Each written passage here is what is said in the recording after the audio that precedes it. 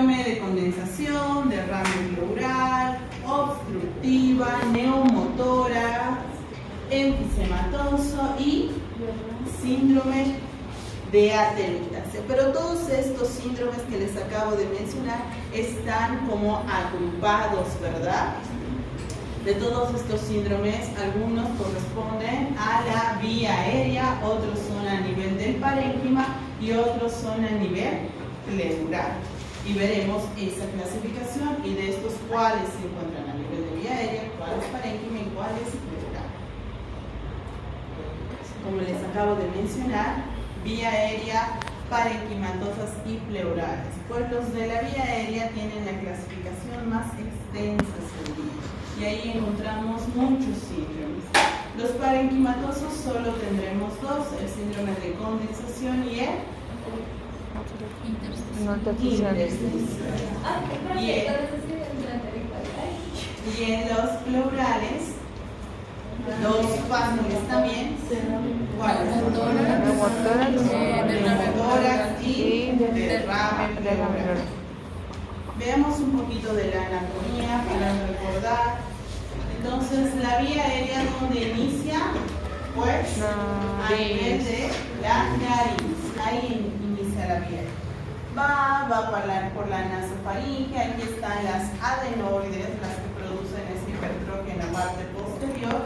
Y por eso en las noches, cuando los que están con cuadros de tos, exceso de expectoración, van a dormir de 10 también, no están con tos, pero en la noche van y ahí empiezan, ¿verdad? ¿Por qué? Porque están en decúbito, las adenoides hipertróficas caen atrás y empiezan los cuadros y excesos de peso. Nasofaringe, seguimos bajando, ahí está la laringe, las cuerdas vocales, la epiglotis, ¿verdad? Estructuras muy importantes, seguimos bajando. Ya, tráquea y después bronquios, bronquios, bronquiolos y los más periféricos a este nivel, que son las vías periféricas que tienen el diámetro más pequeño. Así que veremos síndromes que afectan esta vía, síndromes que afectan el parénquima pulmonar y ya nada de vía, y los que afectarán esta porción aquí, que son las pleuras, pleura parietal y pleura víscera, con ese espacio entre ambas que tiene un líquido que las lubrica, que es de aproximadamente 25 ml. Entonces, en los síndromes de vía aérea encontraremos este subgrupo, que son las obstructivas, las infecciosas y las bronquiectasis. Pero nuevamente aquí hay divisiones, ¿sí? Entre las obstructivas tenemos las que afectan la vía aérea superior, o sería vía aérea extratorácica porque está fuera del tórax, las que afectan la vía intratorácica o el árbol bronquial, y después las que afectan la vía periférica, las pequeñas vías de diámetro muy pequeño. Y las infecciosas se dividen en las infecciosas, ¿en qué se dividen? Igual se dividen en dos: traqueobronquitis y bronquitis crónica recidiva.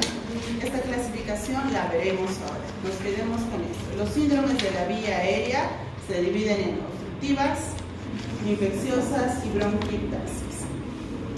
Entonces, las obstructivas tenemos como definición situaciones en las cuales va aumentando la resistencia al flujo a nivel de la vía aérea, originando una carga de trabajo. Por lo tanto, habrá utilización de musculatura respiratoria, es decir, los músculos accesorios. ¿Y cuáles son los músculos accesorios de la respiración? Mencionamos en la anterior clase. El esternocleidomastoideo, las costales, escalenos y intercostales, los pectorales principalmente. Entonces aquí tenemos ya obstrucción vía aérea superior, vía aérea superior. ¿Y por qué pongo todas estas imágenes? Porque lo importante en vía aérea superior son las causas. Dependiendo de la causa, tendrá las manifestaciones. Tenemos causas agudas y causas crónicas. Entre las causas agudas, ¿tocaron aquí? Entre las causas agudas serán aquellas que requieran una acción inmediata, un actuar rápido, y en esas tenemos estas, principalmente el croup laríngeo o la laringotraqueitis, ¿sí? Es decir, inflamación de la laringe, que se presenta principalmente en niños, que es un cuadro que requiere acción inmediata, o la inflamación a nivel de esa laringe produce una obstrucción completa de vía aérea. Y si estamos en vía aérea, ingresando recién al árbol bronquial, y ahí existe alguna obstrucción, pues simplemente el aire no ingresará, ¿verdad? Lo mismo pasa en qué cuadros. Estamos aquí en vía aérea superior, aquí está la obstrucción, ¿sí?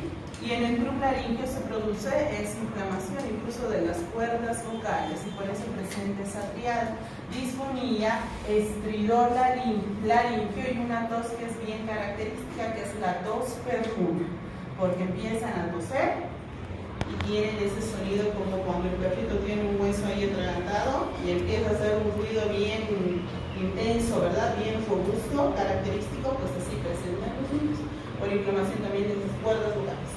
Principalmente los niños, pero nosotros también podemos presentar eso. Entonces hay obstrucción con un paso mínimo del flujo aéreo, ¿sí? Mínima.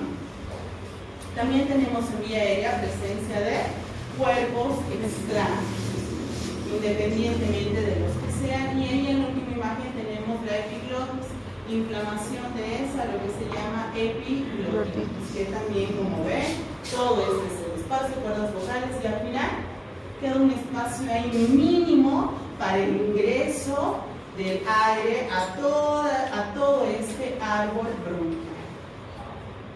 Entonces ahí tenemos las agudas. En cuanto a las crónicas, lo que ya vimos anteriormente, por ejemplo, el bocio produce una obstrucción, incluso va comprimiendo el nervio laríngeo, y esos pacientes con bocio tienen una ronquera, ¿sí? Todo el tiempo andan así, y ese bocio va creciendo y puede llegar a obstruir por compresión este espacio. Y también será mínimo ese espacio para la entrada para ese intercambio gaseoso. Aquí tenemos tumores que crecen, sean benignos, malignos, metástasis. Ahí tenemos, posterior a alguna de estas lesiones, ya quedan cicatrices a ese nivel. Por ejemplo, ahí a nivel de las cuerdas vocales, y esa cicatriz, esa atrofia a ese nivel, será algo casi irreversible, ¿verdad? Y siempre tendrá solo ese espacio mínimo para el intercambio. Entonces, ¿qué presentarán los que tienen? ¿Qué otro ejemplo podríamos mencionar aquí? Que es un cuadro igual que tiene que ir rápidamente a emergencia. Edema de glotis. Y cuando te pica algo y empiezas a shock anafiláctico. Y si tienes urticaria, ¿verdad? Todo empieza a empieza el prurito, empieza ese tinnitus, sientes que se te tapan, aumenta la presión, y después se produce el edema o inflamación. El edema también está parte de los cuadros de obstrucción de vía aérea superior. Si ese edema va aumentando, no puedes respirar y hasta ahí llegaste sin tratamiento. Entonces, en cuanto a las manifestaciones clínicas, como hicimos la lectura, utilizas músculos accesorios, también los intercostales. Entonces, en estos principalmente habrá tirar, esa retracción de la musculatura de los espacios intercostales, que quiere ingresar más y más y más aire, pero por ese orificio tan pequeño que está obstruido no se puede. Y cornaje y estridor. Bueno, aquí cornaje, generalmente todos los síndromes que veremos ahora se presenta a nivel de vía aérea superior, no vamos a ver más en otros síndromes. Así que el cornaje es característico de obstrucción de vía aérea superior. ¿Y qué es conaje? Pues aquí hay una obstrucción, lo que pasa cuando duermen y están roncando, ¿verdad? Va, la lengua cae hacia atrás, produce una obstrucción y empiezan a hacer ese ruido. Pero eso dormidos, inconscientes, ¿verdad? Esto es despiertos. Ahí hay esa obstrucción y haces ese sonido como si estuvieras roncando. Eso es conaje. Y el estridor laríngeo, ese paso de aire por ese espacio menor que va chocando con las cuerdas vocales, con la laringe, y produce estridor laríngeo, que es como un ruido así como con turbulencia, ingresa el aire y rebota, eso es estridor laríngeo. Ahora seguimos avanzando, ya vimos los de vía aérea, ahora tenemos a nivel de árbol bronquial, a este, y todo esto, el árbol bronquial antes de ingresar a pared. Y en este árbol bronquial se presentan lo que es los cuadros de asma. Y la fisiopatología, ¿cuál es? Producción de moco, hipersecreción de moco, constricción, ¿por qué? Por la Secreción de histamina. Por agitación, no. Por irritación, ya. ¿Qué células ingresan a todo esto? Linfocitos B, linfocitos D, Histamina. Ya. Entonces, ¿qué es el asma bronquial? Es una inflamación crónica, ¿verdad? Donde se produce una hiperreactividad bronquial. Hay mucha estimulación a ese nivel. Pero las manifestaciones, si hablamos de manifestaciones, dependen del cuadro que presente el individuo. Puede ser leve, moderado, severo y el más bajo que es casi asintomático, que es el intermitente.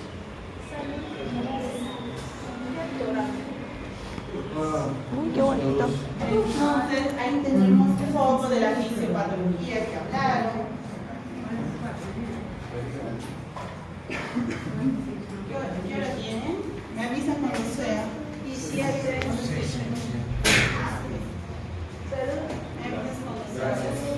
como hay una disminución de ese espacio, ¿verdad? De la luz de esa vía aérea, y hay un engrosamiento de ¿qué? De la capa muscular, hay una inflamación y también secreción, una secreción que puede ser serosa principalmente, transparente, casi nunca muy purulenta, excepto que ahí se produzca una sobreinfección vírica bacteriana, pero después no. Y esto es lo importante porque a nivel de vía aérea, cualquier agente extraño que esté a este nivel produce tos y expectoración.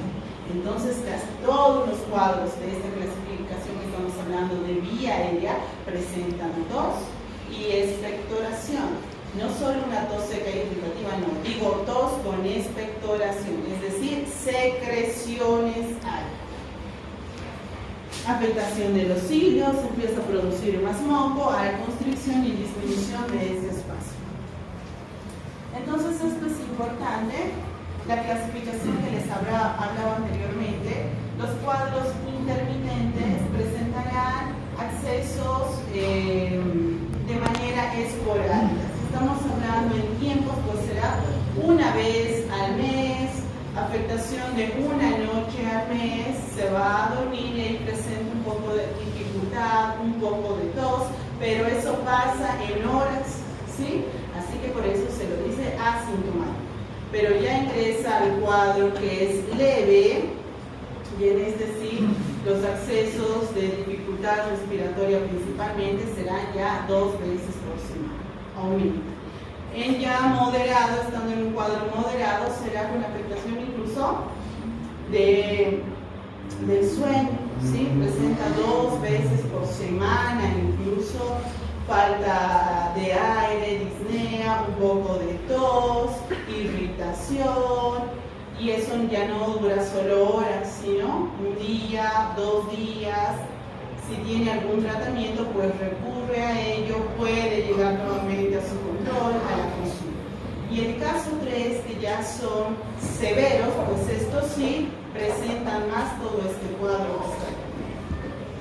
Desde dificultad respiratoria, empeoramiento, como les dije, al acostarse, por mayor estimulación cuando estamos en el cúbito dorsal, estrechamiento de las vías aéreas, dolor de cabeza, este de aquí que es el principal, tos y sibilancias, te afecta ya la actividad que hagas de manera continua, no solo en niños, también en los adultos. Y cansancio y tienes que llegar a esto aquí. Eso ya es un cuadro severo, pero veamos las principales 7 características de una crisis asmática. Ya no estamos hablando de leve ni intermitente, crisis asmática. ¿Y qué presenta? Por lo que les marqué, principalmente tos y disnea. Esa disnea, ¿qué característica tiene? Que es una disnea sibilante. ¿Sí? No necesitas el estetoscopio para escuchar las sibilancias, porque 1 metro, 2, 3 metros puedes escuchar claramente cómo tiene esa dificultad y hace ese sonidito ahí de apenas está ingresando ese aire. ¿Sí? Es una disnea sibilante. Entonces, a falta del ingreso de aire por constricción de esas vías, empieza a respirar más rápido y aumenta esos ciclos respiratorios. Y de todos los síndromes es el que más aumento tiene porque presenta hasta 30 ciclos por minuto. ¿Sí? Entonces hay una taquipnea con 30 ciclos por minuto y por lo mismo aumentará la frecuencia cardíaca, que será una taquipnea mayor a 120 latidos por minuto. Entonces, si hablamos de afectación de la bomba y de la respiración, pues estamos hablando del pulso que está relacionado con la respiración, y es el pulso paradójico o de Kussmaul. Que si dijimos que lo normal es 10 milímetros de mercurio fisiológico en todos, pues ahora sí aumentará y será mayor a 18 milímetros de mercurio. Junto con esto, como vimos el concepto hace rato de las obstructivas, utilización de músculos accesorios, pues será muy visible en ese intento por inhalar más, que se marquen bien los esternomastoideos, esos pectorales harán que ese tórax se expanda, se comprima, ¿sí? Entonces, y también presenta un poco de retracción intercostal. Las sibilancias, que ya les dije, no solo en la disnea, sino también en la auscultación, estarán más que claras, y gesticulaciones sin habla. Pierde el habla, no puede mencionar nada, así que no le puedes preguntar nada tampoco. ¿A qué hora te pusiste así? ¿Desde cuándo? ¿Tomas algo? ¿Tienes tratamiento? ¿Primera vez que te está pasando esto? Porque él no podrá decirte nada. Pierde el habla por la inflamación a ese nivel del laringe. Entonces solo hará gesticulaciones, porque levanta el aire y se empezará a mover y estará súper desesperado y ansioso, ¿sí? Pero después pierde. Esas características son importantes en crisis asmática. Doctor, una pregunta. Por ejemplo, si estamos cerca de una persona que empieza con una crisis asmática, ¿cómo sigue nuestro procedimiento para poder ayudar? O tal vez por ser una persona asmática, ¿habrá una afectación de qué parte de la vía? Árbol bronquial. Árbol bronquial. Vamos a hacer los obstrucciones. Dijimos que tenemos las obstructivas, las parenquimatosas y las pleurales. Las obstructivas se dividen a su vez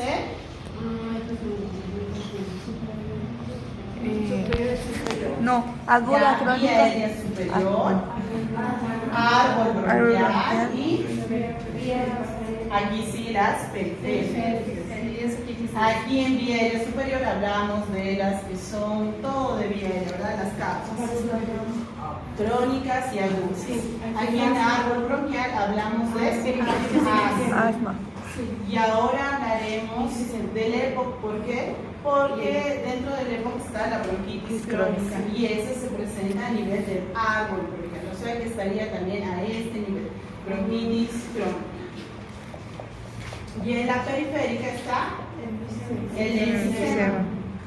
pero enfisema y bronquitis crónica sí estén a niveles diferentes anatómicos, pertenecen los dos a enfermedades pulmonares obstructivas. Sí, ese es nuestro esquema, todo esto es lo que estamos hablando ahora. Entonces, estas enfermedades, ¿qué característica tienen? Existe una obstrucción crónica al flujo aéreo, que es de manera progresiva, irreversible y no se produce una fibrosis generalmente, ¿sí? Esa característica tiene. También tiene como característica ambas que su principal causa es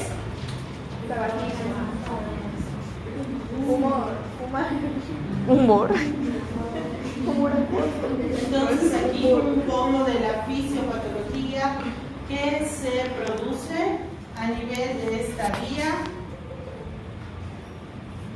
¿Por qué hay este cambio a nivel del epitelio?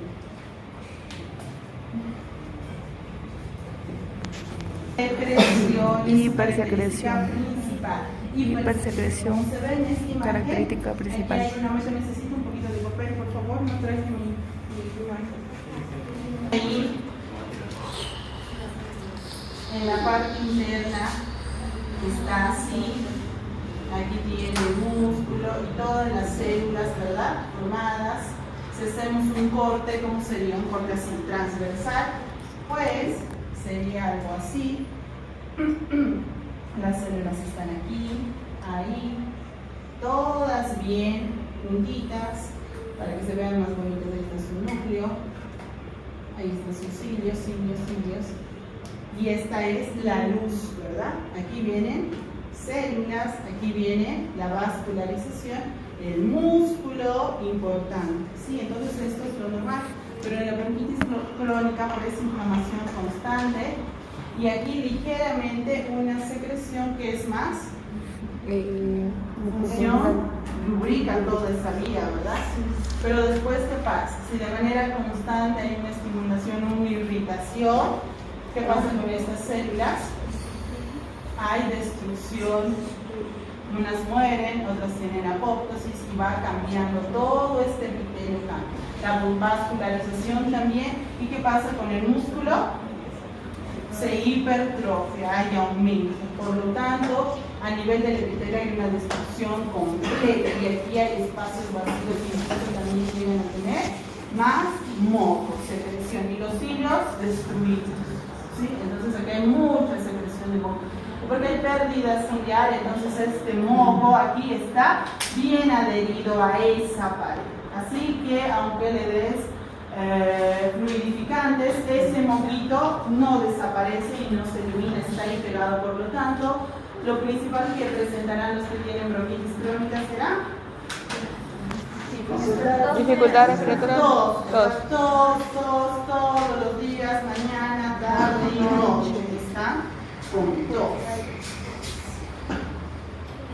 Esa característica principal. Antes de pasar al otro, hay aquí un concepto claro para catalogarlo como un paciente con bronquitis crónica, y es que esta tos se presente 3 meses consecutivos cada año durante 2 años.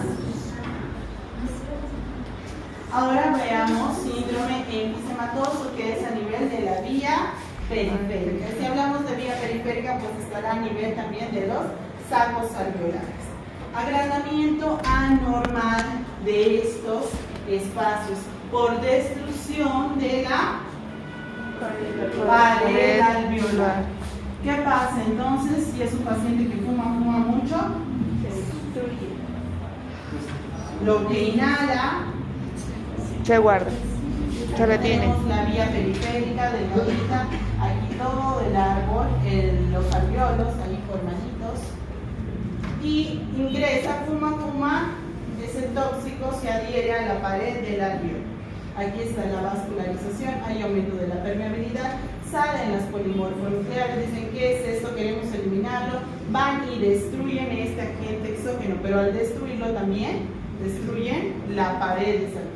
Destruyen su pared y al final queda así, ¿verdad? Por destrucción de todos los alveolos. Incluso aumentó el diámetro de esto. Ya esto se llama atrapamiento aéreo, porque el aire ahí crece, crece, crece, porque que los alvéolos estén así formaditos como racimos, pequeñitos, pequeñitos, es para abarcar una menor superficie, ¿sí? Y están todos ahí dentro de los pulmones. Ahora, si se destruyen todas sus paredes, pues obvio el diámetro aumentará. Y este atrapamiento aéreo que produce, que a nivel de esta vía, como está ahí en el interior, también están comprimiendo su pared. ¿Sí? A ambos lados el aire comprime este espacio.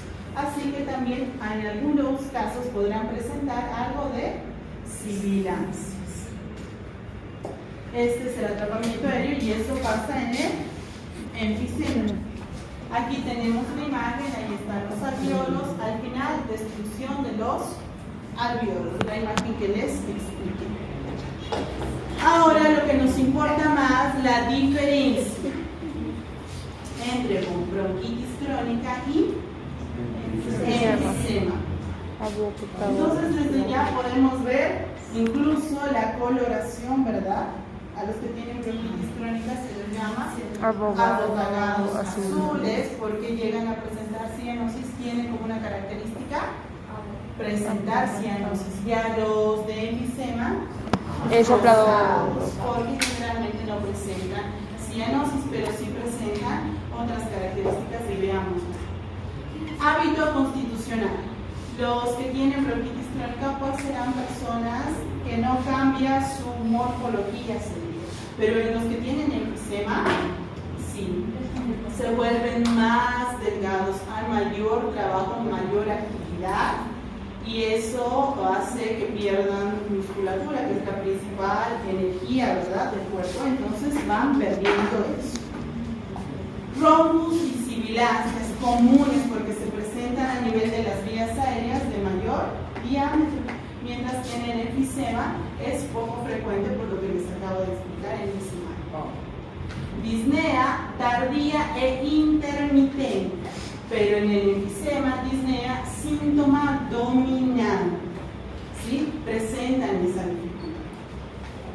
Tos será el síntoma predominante para la bronquitis crónica y no así en el enfisema. Expectoración abundante, sibilancias frecuentes, en el enfisema no son frecuentes. Tórax normal y tórax que ya conocemos en tonel, aumento del diámetro anteroposterior. Como les dije, cianosis presente. Pero también es importante, esto no le pide la edad, no es muy relevante, pero esto sí. Cor pulmonar temprano. Y en el enfisema es tardío. ¿Qué es el cor pulmonar? ¿Qué es el cor? Cor. Es como de corazón, cor pulmonar. Nunca escucharon cor pulmonar. Sí, pero no. ¿Qué es? La presión, porque estos síntomas aumentan la presión, ¿verdad?, a nivel pulmonar, producen un cuadro de hipertensión pulmonar. Y si ya está con un cuadro de hipertensión pulmonar, todo eso vendrá directito al corazón y afectará directamente la bomba. Entonces hay una afección corazón-pulmón, cor pulmonar, que será de manera temprana en los bronquíticos crónicos y tardío en el enfisema, y también la poliglobúlica. Son pacientes que incluso cada mes de manera continua van a hacerse el laboratorio y están con cuadros muy altos, entonces necesitan hacerles sangría. Les retiran sangre cada mes, y si no se hacen sangría, pues están con hemorragia nasal, les sube la presión, están con cefalea intensa, ¿sí? Entonces necesitan hacerse sangría cada mes. Mientras que la poliglobulia en el enfisema se presenta igual de manera más tardía. Y si dijimos que es un cuadro irreversible, crónico, ¿cuál será el tratamiento para estos pacientes que están con una afección tan crónica de la respiración? Dejar sus hábitos, no, su tratamiento, porque no pueden, están con dificultades respiratorias. son los oxígeno dependientes, los que están con su cilindro y van incluso con eso a todas partes, ¿verdad? Están con puntas nasales todo el tiempo y si entran en una crisis porque tienen, digamos, están con un cuadro de bronquitis crónica y a eso viene una bacteria, un virus que agrava el cuadro, pues incluso llegan a utilizar máscara, ¿sí? Y todo el tiempo viven así con oxígeno, duermen toda la noche con el oxígeno, se despiertan, eso les sirve para horas, mediodía, 2, 3 de la tarde, 3 de la tarde, nuevamente oxígeno al menos 2, 3 horas, dependiendo cómo hay esa oxigenoterapia de parte de su neumólogo y cómo le dice que le requiere ese paciente dependiendo la gravedad de su cuadro. Y aquí tenemos las infecciosas. Acabamos las obstructivas. Todas las que vimos eran obstructivas. Ahora recién entramos a las infecciosas y aquí tenemos la traqueobronquitis y la bronquitis crónica reagudizada. La bronquitis crónica que ya la vimos ahora, si solo dice reagudizada será por, y estamos en infecciosas, por una infección, ¿verdad?, que agravará su cuadro. Y la traqueobronquitis, aunque su nombre indique tráquea y bronquios, pues no, la traqueobronquitis es un cuadro continuo inflamatorio que inicia a nivel de vía aérea superior. Ingresan, porque cuando ingresan los virus y las bacterias empiezan a colonizar la mucosa, ¿verdad? ¿De dónde ingresan? Esta área al inicio. Entonces el paciente presentará estornudos, rinitis, va bajando, llegará a la faringe, se coloniza ese espacio y presentará faringitis, sigue bajando, laringitis y así por toda la vía aérea, inflamando incluso hasta llegar a parénquima. Por lo tanto, si está en vía aérea, presentará también tos, presentará expectoración, que si estamos hablando de un cuadro infeccioso, pues será una tos con expectoración, mucosa, mucopurulenta, no serosa. Hablamos de infección y habrá alzas térmicas, aumento de la temperatura, y aquí las imágenes de faringitis y bronquitis. Entonces la traqueobronquitis es una afección continua de inflamación de toda la vía aérea desde el inicio de la colonización que puede llegar incluso a parénquima. Y terminamos con la última clasificación que son las bronquiectasis. Si como vemos en la imagen, este es el hemitórax normal y aquí estas vías aéreas es el único cuadro bronquiectasia que se presenta, ya no una disminución por constricción de esa vía, sino una dilatación. Hay una dilatación. ¿Y por qué se puede producir una dilatación de la vía? Principalmente por agresión de este epitelio que produce una destrucción de los cilios y de la producción de moco, de la mucosidad. Por ejemplo, por inhalar tóxicos, por ejemplo, por inhalar un aire caliente, cuando algo se está quemando, ahí empiezan a inhalar, ¿verdad? Se inflama toda esta vía, se abren todas estas, puede haber un daño, incluso en ese momento morir. No hay quemaduras en piel, pero ya están muertos ahí solo porque inhaló eso. Eso producirá un edema en vía aérea superior, estamos hablando de vía aérea, pero después puede dejar secuelas, ¿sí? Puede haber un daño irreversible con dilatación de esa vía aérea. También por aspiración de contenido gástrico, de manera que tienen, por ejemplo, amniades. Entonces, ¿qué se produce? ¿Qué es lo más característico? Si está en vía aérea, así no tenga mucha producción de moco, pues presentará tos y expectoración, pero esta expectoración tiene una característica y es que el 50% de los pacientes tendrá con hemoptisis. Es una tos hemoptórica en el 50% de los pacientes que tienen esa característica. Y ahí terminamos síndromes de vía aérea. Ahora entraría